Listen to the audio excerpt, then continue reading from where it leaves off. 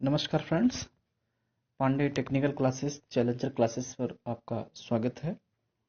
मैं वाचस्पति पांडे। आज पुनः हम लोग उसी टॉपिक पे चर्चा करने वाले हैं जैसे कि कल मैंने एक वीडियो अपलोड किया था। आज मैं अर्थिंग के कुछ नियम बताऊंगा नियम जो कि आईआर के माध्यम से होते हैं, इंडियन स्टैंडर्ड जो रूल्स हैं, उस रूल्स को मैं आपको बताऊंगा कि किस रूल्स में कौन से अर्थिंग के नियम होते हैं।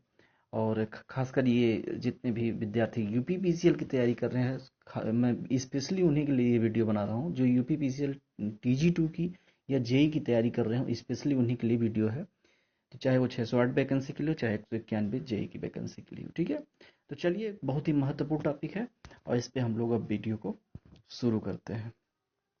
इससे पहले एक चीज़ मैं आपको बता दूं कि चैनल को आप सब्सक्राइब जरूर करें, है ना, जिससे कि आपको कोई भी वीडियो जल्दी से मिलेगी। ठीक है, अब वीडियो को थोड़ा मैं इस समय उपलब्ध करा नहीं पा रहा हूँ, आप जानते ही हैं, क्योंकि तभी थोड़ा थोड़ा वीडियो मैं आपको देता रहूँगा, क्योंकि ऑफलाइन क्लासेस चल रही हैं तो ऑफलाइन क्लासेस में समय थोड़ा सा कम मिल पाता है। इस वजह से मैं जो है वीडियो नहीं उपलब्ध करा रहा हूँ। इसके लिए क्षमा चाहिए। लेकिन फिर भी मैं प्रयास करूँगा कि आप तक वीडियो, कुछ ऐसी ज़रूरी वीडियोस आप तक ज़रूर पहुँचे जो एग्ज़ाम के पॉइंट ऑफ व्यू से बहुत ही ज़्यादा इंपॉर्टेंट है, खासकर यूपीपीसीएल के लिए। तो चलिए, अब देर नहीं करते हैं, अब चलते हैं हम लोग अपनी वीडियो पे। चलिए देखिए, यहाँ पे है वैद्युत संस्थान के भूसंपर्कन हेतु आईएस विशिष्टताएं। IS specification regarding earthing of electrical installation. ठीक है, इंडियन स्टैंडर्ड जो है।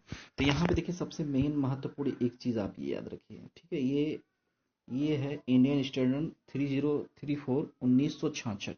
ठीक है, ये आप जरूर याद रखिएगा, इंडियन स्टैंडर्ड 3034 1966। ये क्योंकि क्वेश्चन पूछा गया था पिछली बार यूपीपीसीएल जेई में, क्वेश्चन आया था कि जो है इंडियन स्टैंडर्ड पूछा था, वायरिंग का पूछा था, या और सी चीज़ें होती हैं जो इंडियन स्टैंडर्ड किस अधिनियम में है, ये तो चीज़ें पूछी गई थी। तो आई होप आप जो है ये याद रखिएगा, जो अर्थिंग वाला है वो इंडियन स्टैंडर्ड 3034 3034 1966 की बात, है ना, की गई है। ठीक है, ये आप याद रखिएगा। चलिए, अब आगे हम लोग देखते हैं इसमें कहा क्या गया है, इसमें कौन सी बातें कही गई हैं। ठीक है, तो चलो भाई, शुरू करते हैं हम लोग। इसमें कहा ये गया है कि पहला है, जिस संस्थान के लिए भूसंपर्कन किया जा रहा हो, भूसंपर्कन की दूरी उससे कम से कम 1.5 मीटर की रखी जानी चाहिए। मतलब जिस संस्थान का, जैसे मान लीजिए ये है, ये कोई संस्थान है, इसका भूसंपर्कन किया जा रहा है, तो भूसंपर्कन की दूरी उससे, मतलब यहाँ पे अगर आप ऐसे भूसंपर्कन करें तो ये दूरी 1.5 मीटर रखी जानी चाहिए। 1.5 मीटर से कम नहीं होनी चाहिए, बाकी और ज़्यादा हो जाए तो ज़्यादा सही है, लेकिन 1.5 मीटर से कम नहीं होनी चाहिए। भवन से, जिस भी या जहाँ का भी इंस्टॉलेशन आप कर रहे हैं, 1.5 मीटर से कम नहीं होनी चाहिए बेटा। ये आप दिमाग में रट लो। ठीक है, ये आपके दिमाग में होनी चाहिए। नेक्स्ट, उपकरण को भू इलेक्ट्रोड से जोड़ने वाला तार अर्थात भू सततता तार, अर्थ कंटिन्यूटी वायर की माप संस्थान के चालक तार की माप के आधे से कम नहीं होना चाहिए। मतलब क्या? मतलब यहाँ पे जैसे हमारा जो ये फेज वायर है, फेज वायर जो है, और जो आपका अर्थ वायर है, इसकी जो माप है ये फेज वायर के आधे से कम नहीं होनी चाहिए। ये स्पष्ट शब्दों में लिखा है। उपकरण को, ये देखिए ध्यान से, ये आपको एग्जैक्टली डाटा ये इंडियन स्टैंडर्ड के अनुसार है, तो ये आपको डाटा जल्दी मिलता नहीं, और मिलता भी है तो हम लोग उसको लापरवाही में पढ़ते नहीं हैं। तो जो भी विद्यार्थी एग्जाम को लेके काफ़ी डिवोटेड है कि हमको यूपीपीसीएल क्रैक करना है, तो भैया ये सब पढ़ना पड़ेगा। नहीं पढ़ोगे तो बाद में आपके लिए दिक्कत, समस्या क्रिएट करेगा। देखिए इसमें क्या है, उपकरण को भू इलेक्ट्रोड से जोड़ने वाले तार, है ना, तार अर्थात भू सततता तार, अर्थ कंटिन्यूटी वायर की माप संस्थान के चालक तार की माप के आधे से कम नहीं होनी चाहिए। मतलब उसके आधे से कम नहीं होनी चाहिए। ठीक है, ये आपको ध्यान में रखना है।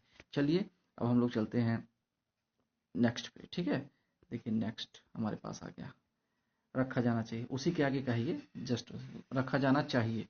जबकि भूतार अर्थवायर तांबे का हो और यह किसी भी स्थिति में 3 mm² यानी 14 SWG, अगर 3 mm² कह रहे हैं तो 14 SWG का होगा।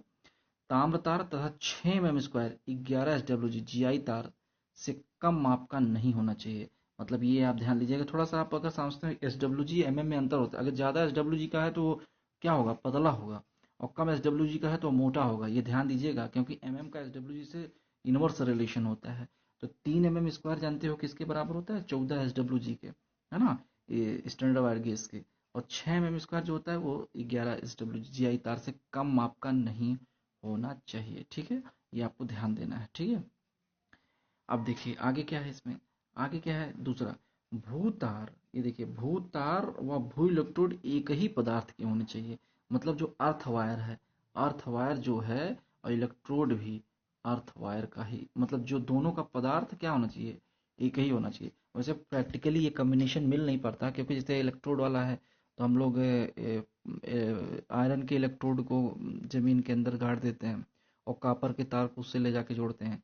लेकिन ये नियम नहीं कहता है, इंडियन स्टैंडर्ड नहीं कहता है। तो अभी हम लोग प्रैक्टिकली क्या होता है उसको पता नहीं है, हम सब इंडियन स्टैंडर्ड क्या कहता है वो तो समझना पड़ेगा। और हमारा इंडियन स्टैंडर्ड ये कहता है कि जो भू तार व भू इलेक्ट्रोड एक ही पदार्थ के होने चाहिए।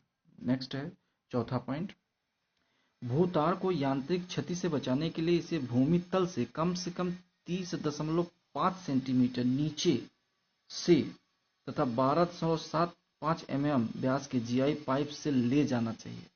ये देखो कितनी अच्छी बात है, यांत्रिक क्षति से बचाने के लिए भूमि तल से कम 30.5 सेंटीमीटर, मतलब 30 सेंटीमीटर, 30.5 सेंटीमीटर नीचे से तथा 12.7 mm व्यास के जीआई पाइप से ले जाना चाहिए। ये चीज आप ध्यान दीजिएगा, कम से कम उसकी जो गहराई 30.5 सेंटीमीटर होनी ही चाहिए, नहीं तो पता चले यांत्रिक सामर्थ्य उसकी कमजोर हो जाएगी। ठीक है, नेक्स्ट है पांचवा पॉइंट, यह आवश्यक नहीं है कि भूतार को पूरे संस्थान में ले जाया जाए। विभिन्न परिस्थितियों के अलग अलग भू सतह तार खंडों को मुख्य वितरण बोर्ड से संयोजित करने के बाद अंततः उसे भूतार द्वारा इलेक्ट्रोड से जोड़ा जा सकता है, और इसके लिए उपयोग में लाए जाने वाले भूतार की माप क्रम संख्या 2 में वर्णित, अच्छा माप जो है वही चीज है।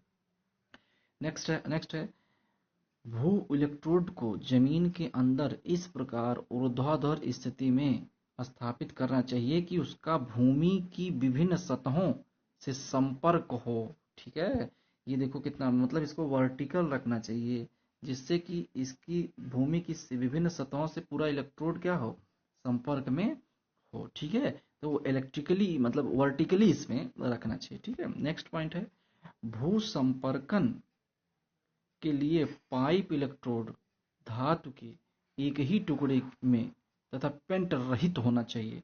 एक ही टुकड़े में होना चाहिए, मतलब कई टुकड़े में जोड़ के नहीं होना चाहिए कि अगर जैसे आप इलेक्ट्रोड कर रहे हो तो उसे आप जोड़ दो, जोड़ना नहीं है, एक इलेक्ट्रोड होना चाहिए और साथ साथ उस पर पेंट वगैरह नहीं होना चाहिए।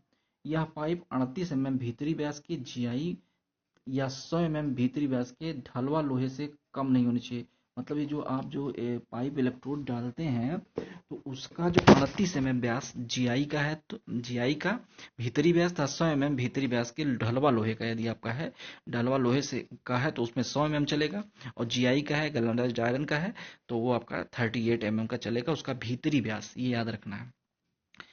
पाइप समकोण पर छिद्रित हो वह 2.5 मीटर से कम लंबाई का ना हो। ये देखिए बहुत इंपॉर्टेंट है, पाइप की जो लंबाई है वो लगभग 2.5 मीटर से कम नहीं होनी चाहिए, याद रखना है। ये पाइप की लंबाई 2.5 मीटर से कम नहीं होनी चाहिए। कल एक वीडियो में डाला था, जो भी विद्यार्थी उस वीडियो को नहीं देखा है वो अब विद्यार्थी जाके उस वीडियो को देख ले, जिससे कि कुछ और बातें स्पष्ट होंगी। ठीक है, बहुत बड़ी वीडियो नहीं है, छोटी सी वीडियो है, हमको लगता है ज़्यादा से ज़्यादा 7-8 मिनट की वीडियो होगी, तो ये भी बहुत लंबी वीडियो नहीं होगी जैसा कि आप देख रहे हैं।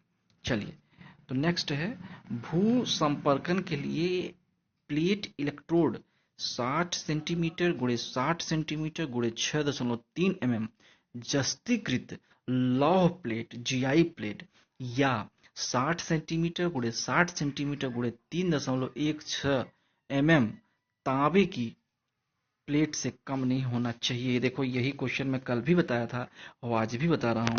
ये क्वेश्चन यूपीपीसीएल 2019 में पूछा गया था। सॉरी ये पूरा नहीं है, ये पूरा नहीं है, बता रहा हूँ आपको। ये क्वेश्चन पूछा गया था, ठीक है। ये वाला क्या होना चाहिए, 60×60×3.16 ठीक है, क्लियर है। ये होना चाहिए जो प्लेट आप यूज, और कैसा हो, किस चीज का प्लेट होता है, जो गैल्वनाइज्ड आयरन का प्लेट होता है ना, ठीक है, गैल्वनाइज्ड आयरन का प्लेट होता है। नेक्स्ट, भू इलेक्ट्रोड की गहराई 1.25 से कम नहीं रखी जानी चाहिए। ये कल भी बताया था वीडियो में, आज भी बता रहा हूँ 1.25 मीटर से कम नहीं रखी जानी चाहिए। मिट्टी की स्थिति के अनुसार यह गहराई बढ़ाई जा सकती है, लेकिन 1.25 मीटर से कम नहीं होनी चाहिए। ज्यादा ही आप गहराई में गाड़ सकते हैं। भू इलेक्ट्रोड की गहराई है ना 1.25 से कम नहीं रखी जानी चाहिए, ठीक है।